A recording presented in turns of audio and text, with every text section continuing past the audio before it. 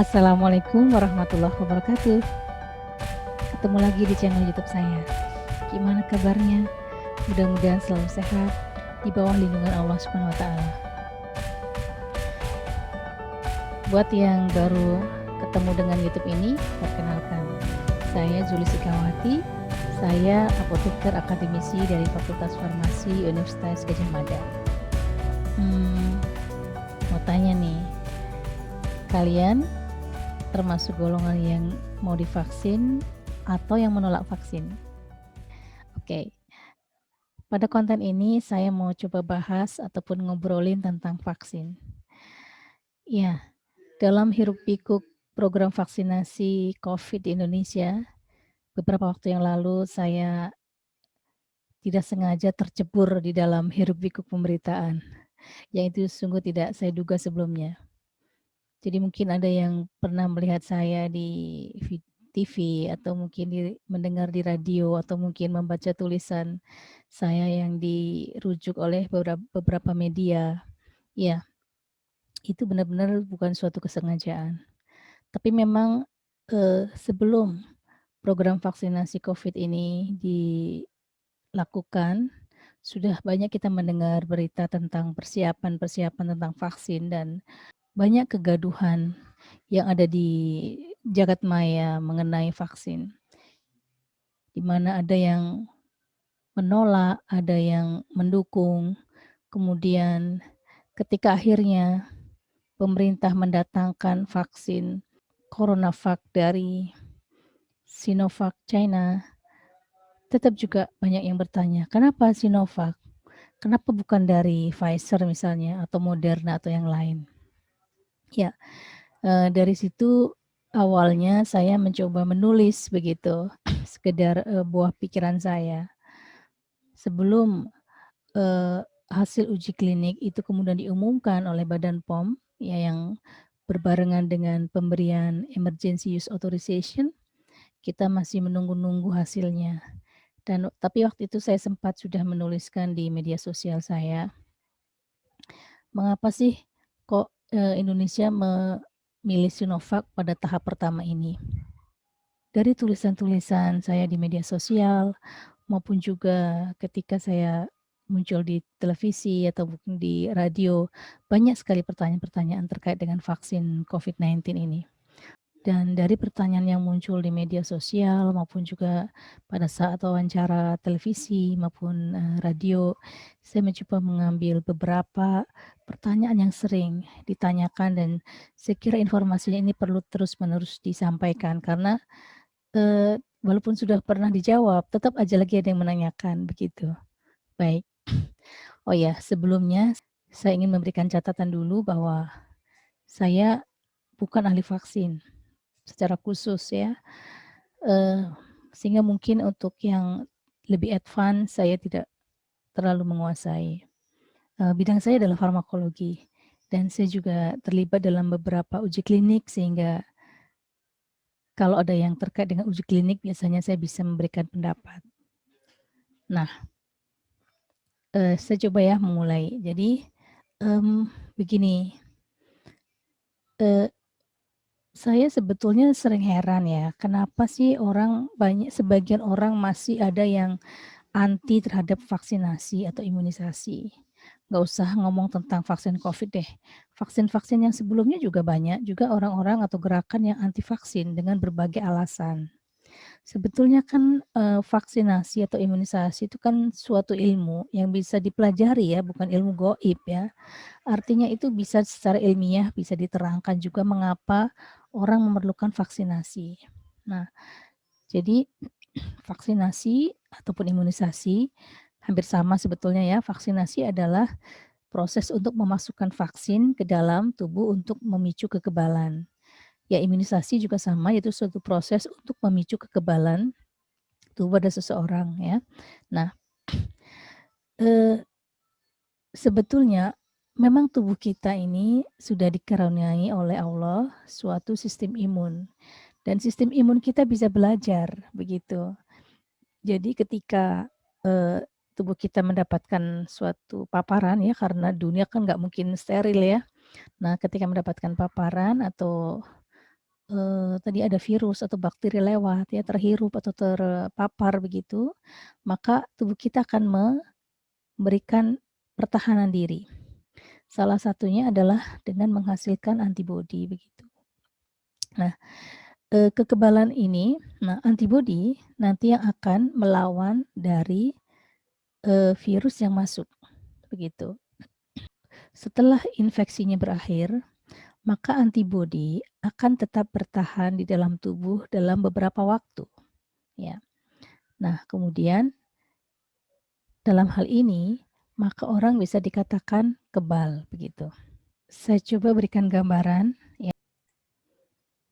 Ya, jadi ini adalah bagaimana sistem imun kita berespon setelah terinfeksi misalnya virus COVID-19 ya atau virus SARS-CoV-2.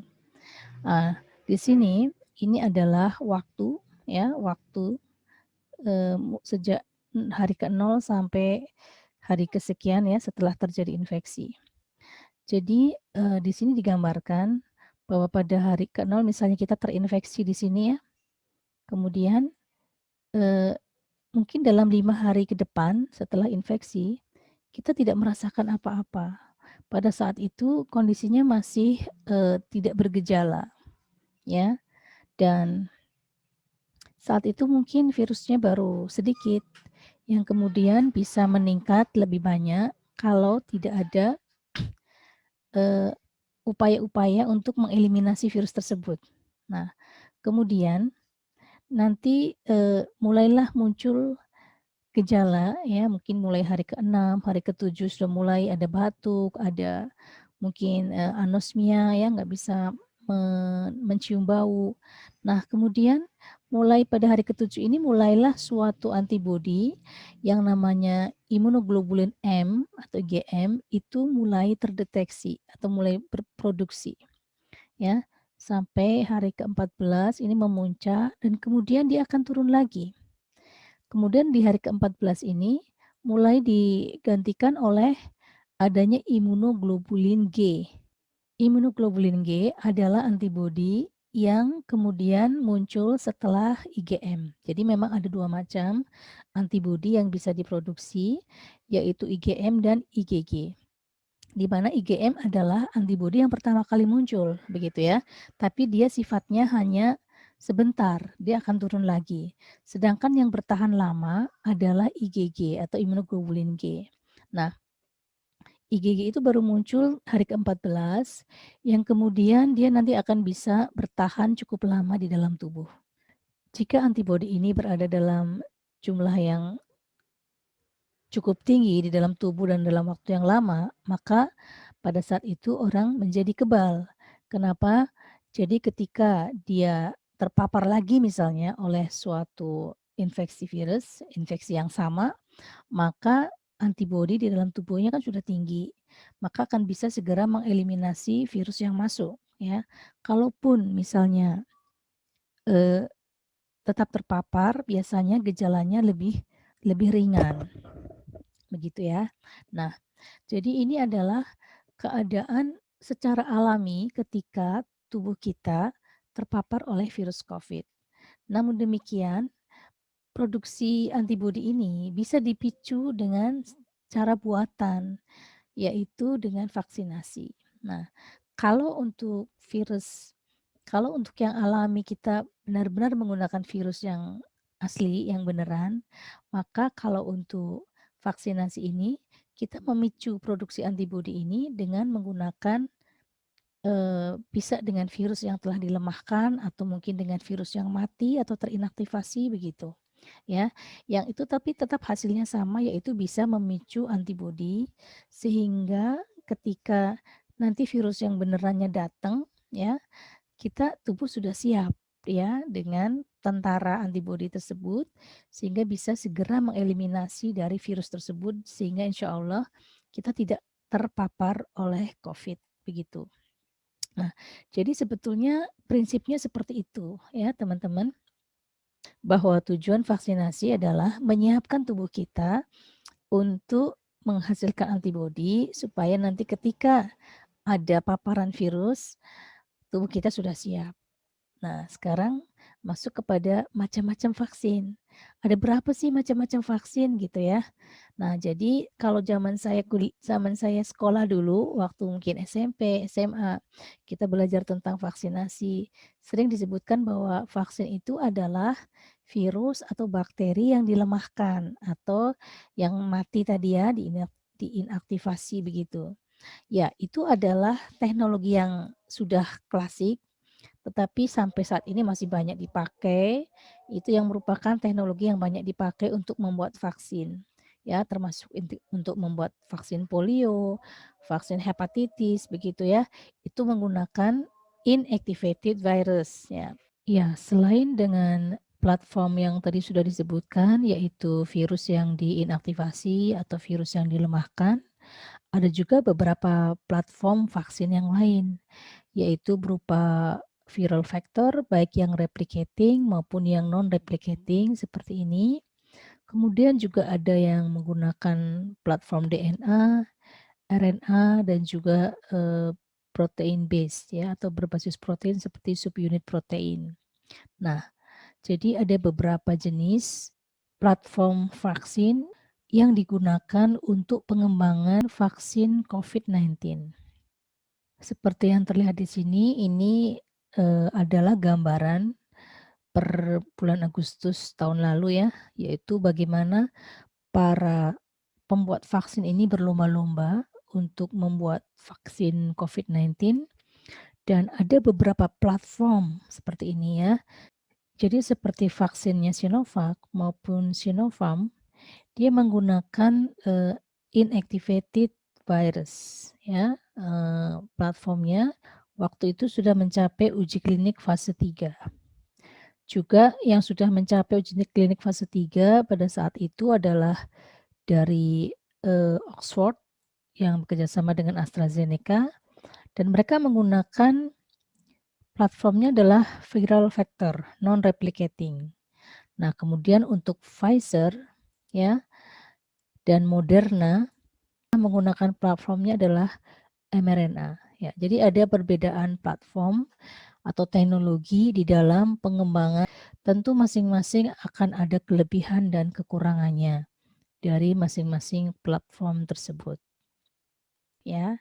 Nah, sering saya masih mendapat pertanyaan, kenapa sih kok vaksinnya yang ini bukan yang itu misalnya ya. Ya, jadi sebetulnya menurut peraturan Menteri Kesehatan tahun 2020 ya, nomor 9860 tentang penetapan jenis vaksin yang digunakan untuk, vaksinasi virus, sebetulnya ada beberapa jenis vaksin yang bisa digunakan, yaitu yang dari PT Bio Farma sendiri ya nanti kalau sudah dibuat, kemudian dari AstraZeneca, ada juga yang dari Sinopharm dari Cina juga, kemudian ada dari Moderna, dari Pfizer and BioNTech, dan juga dari Sinovac. Jadi sebetulnya nggak cuma Sinovac sih ya, cuman untuk saat ini tahap pertama pemerintah baru mendatangkan dari Sinovac. Nah, apa sih alasannya kok, Sinovac duluan begitu ya? Banyak ditanyakan begitu. Masalahnya kemudian, eee, dari hasil uji klinik yang ada di Bandung, itu ternyata efikasinya disebutkan adalah 65,3%.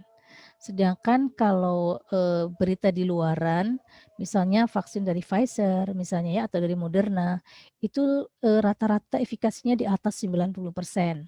Sehingga masyarakat sering, "Kenapa sih pemerintah nggak beli yang efikasinya tinggi aja?" Gitu. Nah, sebetulnya ada banyak pertimbangan ya ketika memilih vaksin tersebut. Ya, saya tidak tahu persisnya karena saya bukan bagian dari pemerintah ya, tapi saya sering mendengar informasi-informasi dari, eee, Bio Farma dan juga saya juga bisa menerima secara logis ya. Jadi mengapa, Sinovac yang didatangkan lebih dahulu. Jadi, kita patut berbangga memiliki PT Bio Farma. Ya, Bio Farma adalah industri farmasi satu-satunya di Indonesia yang memproduksi vaksin. Nah, vaksin dari PT Bio Farma sudah diekspor ke mana-mana ya, ke mancanegara ya. Bisa dilihat di, website-nya PT Bio Farma. Nah, PT Bio Farma sudah punya kerjasama mestinya dengan, Sinovac sebelumnya dan tadi dengan platform menggunakan virus yang diinaktivasi itu merupakan teknologi yang sudah familiar dan dikuasai oleh PT Bio Farma ya selama, mereka memproduksi vaksin. Sehingga tentunya harapannya nanti PT Bio Farma akan dengan cepat melakukan alih teknologi dan kemudian memproduksi sendiri vaksin-vaksin tersebut untuk kebutuhan kita. Jadi kalau bisa sih kita kan nggak akan tergantung terus ya dengan pihak luar begitu. Ya itu, pilihan menjadi salah satu alasan kenapa juga kan dipilih, eee, vaksin dari Sinovac ini. Ada kerjasama sebelumnya ya dengan PT Sinovac sehingga akan lebih mudah menggunakan dari Sinovac. Nah, kelebihan atau, alasan lain, pertimbangan lain dari menggunakan vaksin dari Sinovac adalah juga vaksin ini bisa disimpan dalam suhu 2 sampai 8 derajat Celcius. Jadi itu adalah, eee, kondisi kayak di kulkas begitu ya. Jadi sebetulnya itu mempermudah untuk kita melakukan distribusi dan penyimpanan. Ya tentunya kalau dengan adanya tambahan vaksin Covid ini, fasilitas tersebut harus ditingkatkan atau ditambah jumlahnya ya. Tetapi secara kemampuan untuk penyimpanan ya, kemampuan handling dari vaksin tersebut, itu sudah, keterampilan dasar sudah ada ya. Dibandingkan dengan, vaksin dari, Pfizer misalnya, mereka harus disimpan di dalam suhu -70, bayangkan -70 derajat, ya, dan Moderna juga harus disimpan dalam -20 derajat. Ya, jadi tentu akan menyulitkan di dalam penyimpanan karena fasilitas tersebut membutuhkan, ya, fasilitas yang cukup canggih ya, yang bisa, menyimpan dalam -70 dan itu mungkin belum semua fasilitas pelayanan kesehatan memiliki, ya. Jadi itu adalah beberapa alasan. Nah, kemudian ketika dilaporkan oleh Badan POM bahwa efikasinya adalah 65,3%, muncul lagi pertanyaan, apa sih maksudnya efikasi 65,3%? Begitu ya. Nah, kemudian waktu itu saya menulis di media sosial saya, bagaimana sih sebetulnya cara menghitung efikasi dari suatu vaksin. Dan ternyata itu menjadi viral yang itulah yang tadi saya bilang, tidak sengaja saya menulis dan kemudian, menjadi rujukan dari berbagai, media ya. Tapi saya ingin klarifikasi bahwa perhitungan yang saya gunakan adalah hanyalah suatu hipotetik saja atau simulasi dan itu bukan merupakan data real ya, karena data real mengenai hasil uji klinik ini memang belum dibuka untuk publik ya, dan juga masih merupakan konfidensial. Jadi tetapi cara menghitungnya itu benar, maksud saya cara menghitungnya memang demikian. Jadi nilai efikasi itu diperoleh dari suatu uji klinik, dan pada uji klinik nanti akan ada 2 kelompok, di mana kelompok yang satu adalah kelompok yang mendapatkan vaksin kosong. Kemudian yang ada kelompok satunya yang mendapatkan, eee, vaksin begitu. Kemudian diamati selama sekian lama, misalnya 3 bulan atau mungkin 6 bulan sampai bahkan setahun, kemudian akan dihitung. Ya, jadi cara menghitungnya adalah jadi katakanlah kita punya satu uji klinik dengan menggunakan 2.000 subjek ya. Nanti akan dibagi menjadi kelompok yang tidak divaksin atau mendapatkan placebo dan kelompok yang divaksin. Kemudian bagaimana cara menghitung efikasi begitu ya. Saya ingin klarifikasi dulu bahwa angka-angka atau cara saya menghitung yang banyak tersebar di berbagai media, itu adalah angka simulasi ya, bukan data real dari hasil uji klinik yang ada di Bandung. Karena data-data real memang belum, dibuka untuk umum dan masih konfidensial. Hanya saja untuk teorinya, cara menghitung itu sudah benar begini, kita akan lakukan pengamatan selama uji klinik tersebut sejak disuntikkan sampai batas waktu tertentu akan diamati misalnya dalam 3 bulan pertama atau kemudian 6 bulan atau bahkan sampai 1 tahun begitu. akan dihitung berapa yang terinfeksi. Nah, di sini diilustrasikan misalnya pada placebo ini ada 72 yang terinfeksi. Misalnya ya, kemudian pada yang divaksinasi tetap ada juga yang mengalami infeksi misalnya adalah 25 begitu.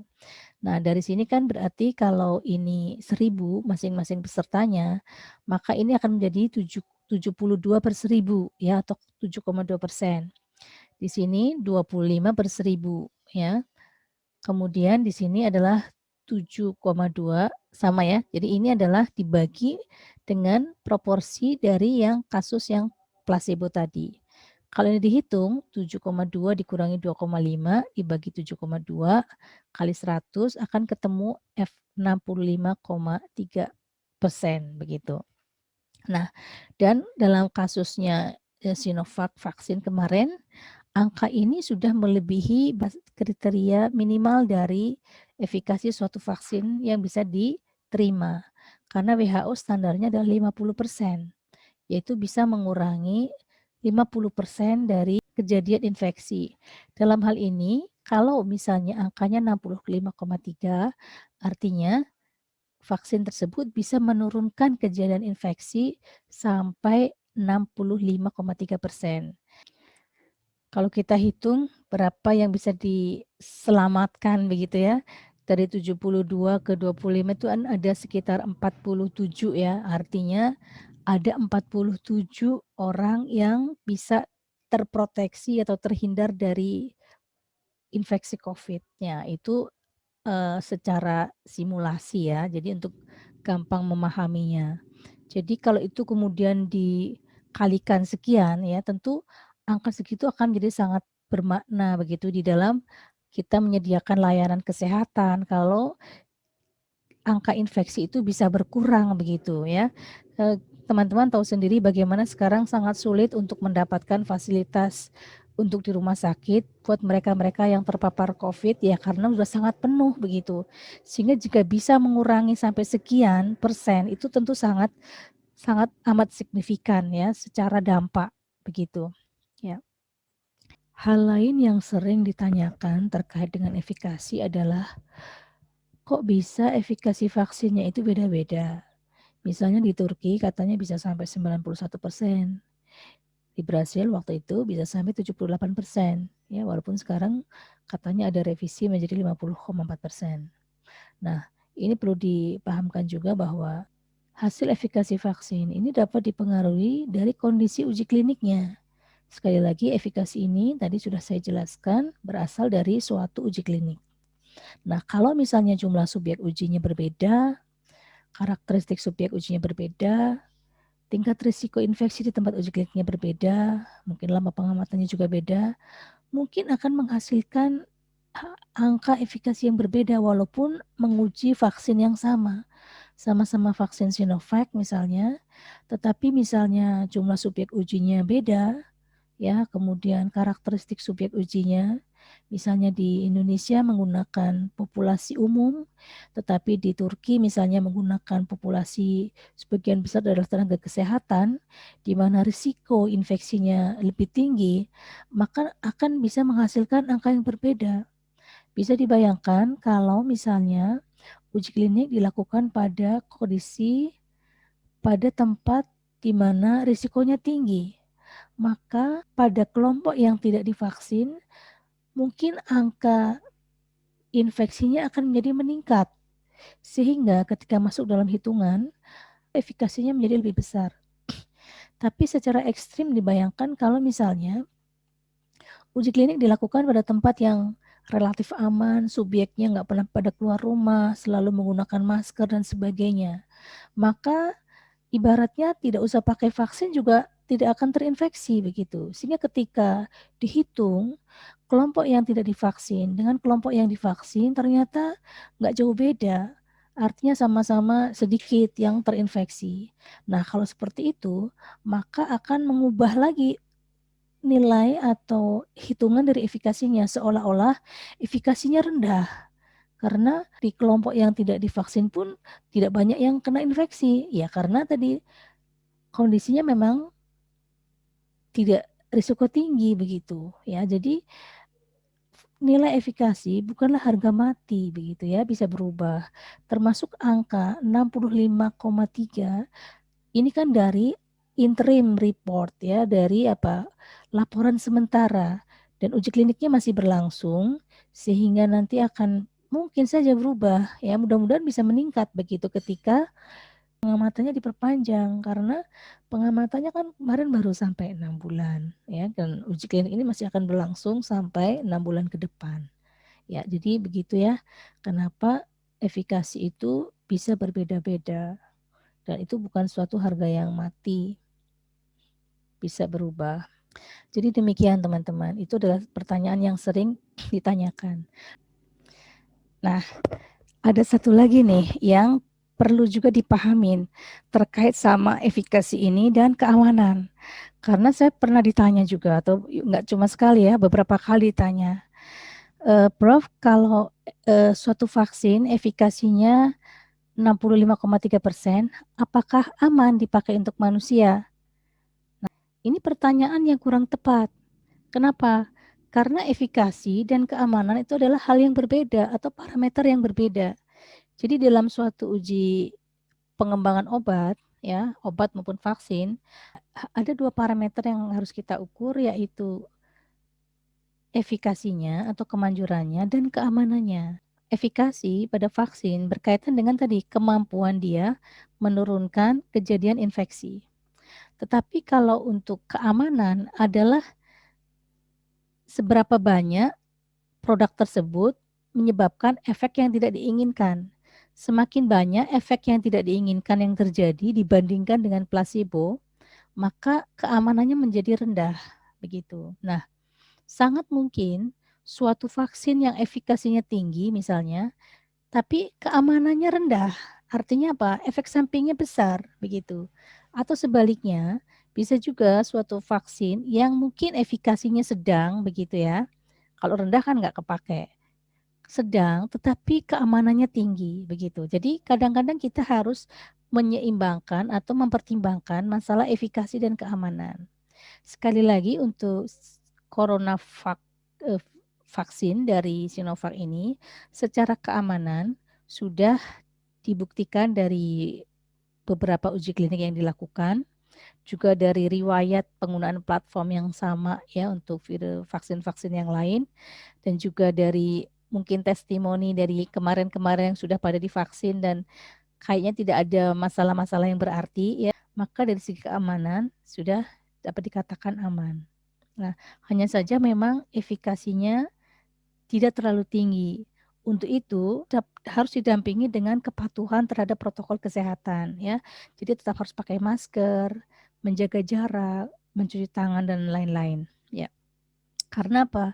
Dengan efikasi yang 65%, memang masih ada risiko 35% walaupun divaksin masih bisa terpapar ya dengan berbagai penyebab ya.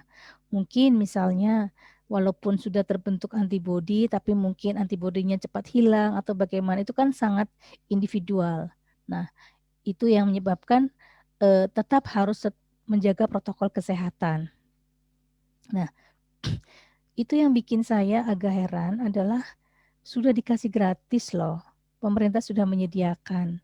Artinya kita nggak ada ruginya ya, karena efek sampingnya kan relatif ringan ya, artinya kita tidak rugi. Sementara efikasinya adalah bonus begitu. Efikasinya adalah bonus dari Allah karena tadi memang tidak bisa dipastikan 100%, nggak ada vaksin yang efikasinya 100%. Makanya kita berdoa saja supaya kita tidak termasuk yang 35% itu gitu ya. Ya. Nah, tentu dengan tadi mematuhi protokol kesehatan. Nah, sebetulnya yang ingin juga saya ingatkan buat teman-teman adalah vaksinasi itu sebetulnya bukan hanya melindungi diri sendiri ya, tetapi juga melindungi orang-orang di sekitar kita yang tidak bisa divaksin karena berbagai keadaan. Misalnya memang kontraindikasi untuk vaksin, mungkin dia memiliki penyakit yang berat yang tidak membolehkan dia divaksin begitu. Nah, sering ya kita dengar orang bilang, Anak saya nggak divaksinasi, nggak diimunisasi, sampai sekarang sehat-sehat aja tuh. Ya kalau ada orang bilang begitu, ya saya akan bilang, ya alhamdulillah kalau anak ibu tetap sehat walaupun tidak divaksin, ya. Nah, pertanyaannya sekarang kenapa walaupun tidak divaksin tapi bisa tetap sehat? Ya karena kebetulan tidak ada yang nularin. Nah, kenapa tidak ada yang nularin? Ya karena anak-anak di lingkungan sekitarnya pada sehat. Kenapa anak-anak pada sehat di lingkungan sekitarnya? Ya karena anak-anak di lingkungan sekitarnya pada divaksin, pada kebal sehingga mereka tidak kena penyakit. Kalau teman-temannya tidak ada yang sakit, maka dia tidak ketularan. Dia tidak akan sakit walaupun dia tidak divaksin. Nah, itu artinya apa? Berarti dia dilindungi oleh teman-temannya yang divaksin. Itu adalah konsep dari herd immunity atau kekebalan komunal, di mana ketika ada orang-orang yang karena kondisi tertentu dia tidak bisa divaksin, tapi ketika lingkungannya kebal, maka dia akan terproteksi. Nah, itu yang ingin saya dorong atau ingin saya ajak buat para pemirsa sekalian ya. Jadi kalau kita divaksin, itu sebetulnya bukan untuk kita sendiri saja, tapi kita bisa membantu sekitar kita. Dan terutama adalah jika bisa tercapai kekebalan komunal itu. Dan itu bisa tercapai jika hampir paling tidak 70% populasi itu kebal ya, baik secara alamiah dengan terjadinya paparan COVID atau secara vaksinasi begitu. Sehingga kalau ada orang yang masih menolak vaksinasi, terus terang agak sedih aja ya. Ya, kalau saya lebih mengajak kepada eh, ayo kita niatkan vaksinasi itu sebagai bagian dari ibadah kita. Ibadah kita apa? Supaya kita bisa melindungi. Jadi kita bisa bermanfaat untuk melindungi orang-orang lain yang rentan karena mereka tidak bisa divaksin. Insya Allah kalau niatnya seperti itu, Allah akan catat, ya malaikat akan catat sebagai amal ibadah. Mudah-mudahan, amin. Ya, kadang-kadang saya ingat yang disampaikan oleh eh, Syekh Ali Jaber bahwa kadang-kadang amal yang kecil yang kita anggap sepele ternyata itulah yang bisa mengantarkan kita mendapatkan tempat yang baik di akhirat kelak begitu insya Allah ya. Saya yakin masih banyak pertanyaan-pertanyaan tentang vaksin ya. Misalnya siapa saja yang boleh dan tidak untuk mendapatkan vaksin. Berapa lama sih kekebalan dari vaksinasi tersebut?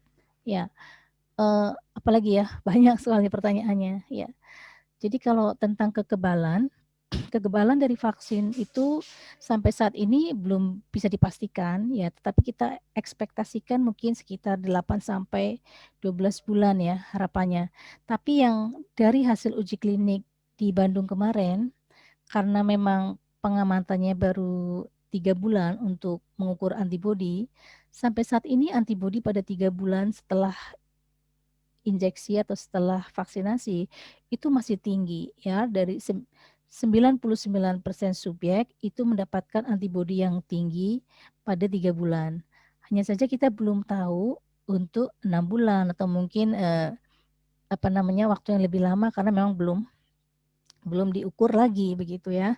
Tapi mudah-mudahan kekebalan ini bertahan bisa cukup lama, tentu saja sambil dilengkapi dengan tetap menjaga protokol kesehatan tersebut ya. Dan kemudian buat mereka yang ada dalam kondisi-kondisi yang tidak bisa divaksin, sebetulnya sudah ada juga edaran atau rekomendasi dari Perhimpunan Dokter Spesialis Penyakit Dalam mengenai kondisi-kondisi mana yang layak dan tidak layak untuk divaksin. Saya kira teman-teman bisa mudah mendapatkan di berbagai media. Ya, namun demikian jika masih penasaran, misalnya boleh langsung berkonsultasi dengan dokter setempat begitu ya. Jadi sebelum divaksin biasanya nanti akan ada pertanyaan begitu. Riwayat penyakit, riwayat misalnya ya penggunaan obat dan lain-lain. Nah, dari situ nanti akan menentukan apakah seseorang itu layak untuk divaksin atau tidak. Yang jelas ketika dalam keadaan infeksi yang berat, infeksi akut begitu adalah kontraindikasi untuk divaksin. ya. Dan kemudian juga yang perlu diketahui, vaksin CoronaVac dari Sinovac ini adalah regimennya diinjeksikan 2 kali ya. Jadi 2 kali suntikan, yaitu selang waktunya adalah 14 hari untuk suntikan kedua. Jadi juga jangan sampai lupa, jangan sampai miss ya, jangan sampai kelupaan untuk mendapatkan suntikan kedua. Karena tanpa suntikan kedua, maka efek yang diharapkan untuk memicu antibodi mungkin tidak bisa optimal ya, mungkin akan gagal begitu ya. Karena memang desain dari vaksin ini adalah disuntikan 2 kali ya. Nanti setelah 2 kali diharapkan sudah mulai muncul produksi antibodi yang akan bisa bertahan mudah-mudahan cukup lama ya di dalam tubuh ya, sehingga bisa memproteksi terhadap infeksi virus COVID. Dan kita berharap semakin cepat masyarakat mendapatkan vaksin secara keseluruhan, maka akan semakin cepat tercapai herd immunity, akan semakin cepat kita bisa sedikit bebas dari COVID-19 ini, begitu. Jadi cakupan imunisasi ini harus bisa lebih cepat tercapai begitu.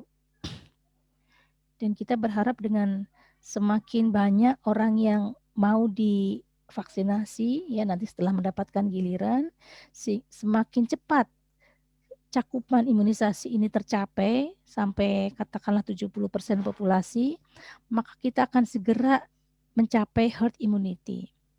Dan pada saat hampir semua orang, katakanlah 70-80% orang kebal terhadap COVID-19, maka virusnya akan bingung gitu. Virusnya akan semakin sedikit tempat untuk bisa dimasukin. Ya, virusnya kan harus cari host nih, karena dia adalah makhluk yang tidak bisa hidup di luar makhluk hidup. Jadi dia kalau di luar tubuh orang, ya pasti akan mati.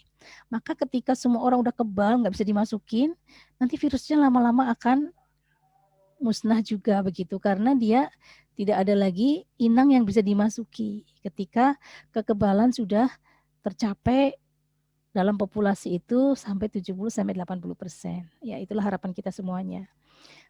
Dan kita masih menunggu kehadiran vaksin-vaksin yang lain untuk masuk ke Indonesia ya selain Sinovac, karena mungkin tidak akan cukup kalau hanya mendapatkan dari satu sumber saja.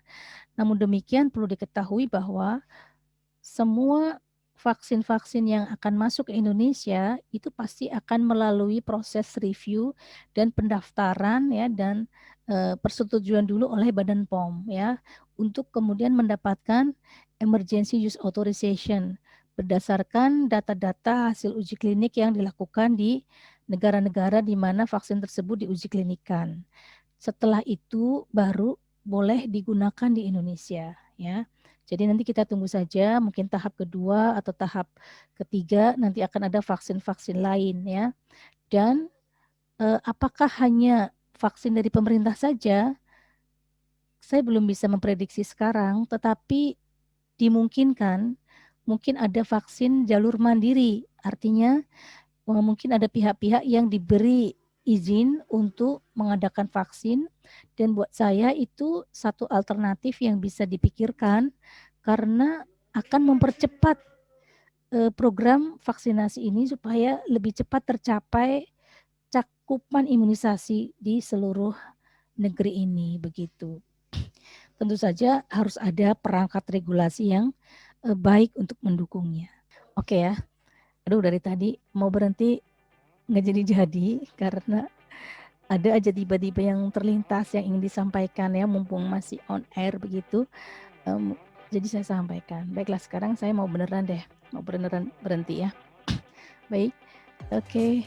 Mudah-mudahan program vaksinasi ini bisa berhasil dan kemudian masyarakat kita semuanya bisa lebih kebal terhadap infeksi COVID-19 dan kemudian pandemi COVID-19 ini bisa segera berakhir, kita bisa beraktivitas hampir seperti normal seperti sebelum pandemi, walaupun tentu harus tetap dengan menjaga kesehatan lebih baik. Oke ya. Terima kasih atas udah nonton. Jangan lupa subscribe, like, and comment. Sampai ketemu. Assalamualaikum warahmatullahi wabarakatuh.